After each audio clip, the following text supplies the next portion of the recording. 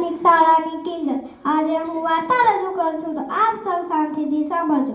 મારી વાર્તાનું નામ છે આનંદી કાગડો. એક ગામમાં રાજા રહેતા હતા. તે જ ગામમાં કાગડો રહેતો હતો. કાગડો ખૂબ આનંદ અને મજા કરતો હતો. એકવાર તે રાજાના મહેલમાં જાય છે. તેમને હેરાન કરે છે. રાજા ગુસ્સે થાય છે. રાજા તેને સજા કરે છે. ગામની બહાર તળાવ છે, કાદવ છે, તેમાં ફેંકી દો. અમે તેની હાલત જોવા આવીએ છીએ. સૈનિકો તો કાદવ પાસે જાય છે, કાદવમાં ફેંકી દે છે. કાગડો તો આનંદથી ગાવા લાગે છે.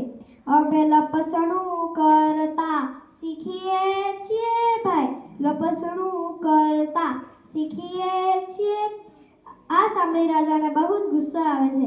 રાજા કહે, રાજા અને તેના માણસોને નવાઈ પામ્યા. આખા શરીરે કાદવ, કીચડ, ચોટી જવા છતાં તે દુઃખ થવાને બદલે આનંદ કરે છે. આને બીજી સજા કરો. આને પાણીથી ભરેલા કૂવામાં ફેંકી દો. ભલે તે કૂવાના ઊંડા પાણીમાં ડૂબીને મરી જાય. સૈનિકો તો કૂવા પાસે જાય છે અને કૂવામાં ફેંકી દે છે. કાગડો તો ગાવા લાગે છે. ઉડતો જાય, તરતો જાય, ઉડતો જાય, તરતો જાય. સાથે સાથે ગાય પણ છે. અમે પાણીમાં તરતા શીખીએ છીએ ભાઈ, શીખીએ છીએ. આ સાંભળી રાજાને બહુ જ ગુસ્સો આવે છે. રાજા કહે, આ કાગડાને કાંટાથી ભરેલી જાળીમાં ફેંકી દો. સૈનિકો તો જાળી પાસે જાય છે, જાળીમાં ફેંકી દે છે. કાંટા વાગશે એટલે ગાવાનું ભૂલી જશે.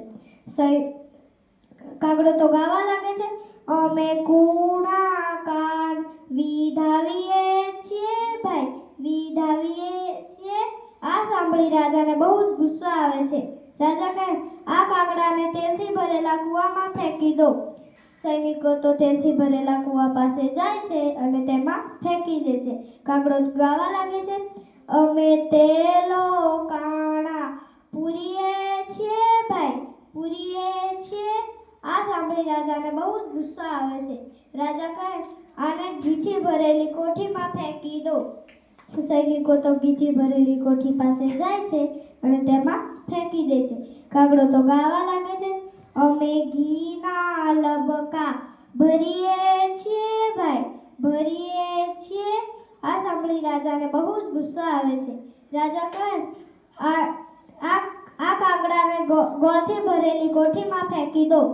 સૈનિકો તો ગોળથી ભરેલી કોઠી પાસે જાય છે અને તેમાં ફેંકી દે છે. કાગડો તો ગાવા લાગે છે. અમે ગોળના ગાંગડા ખાઈએ છીએ ભાઈ, ખાઈએ છીએ. આ સાંભળી રાજાને બહુ જ ગુસ્સો આવે છે.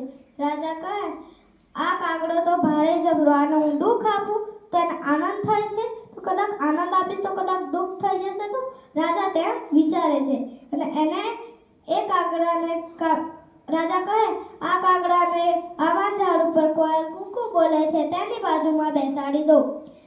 સૈનિકો તો આંબાના ઝાડ પાસે જાય છે અને કોયલની બાજુમાં બેસાડી દે છે. કાગડો તો ગાવા લાગે છે. અમે કોયલના કુકુ સાંભળીએ છીએ ભાઈ, સાંભળીએ છીએ. રાજાને આ સાંભળી બહુ જ ગુસ્સો આવે છે. રાજા કહે, આ કાગડાને મીઠી મીઠી ખીર ખવડાવો.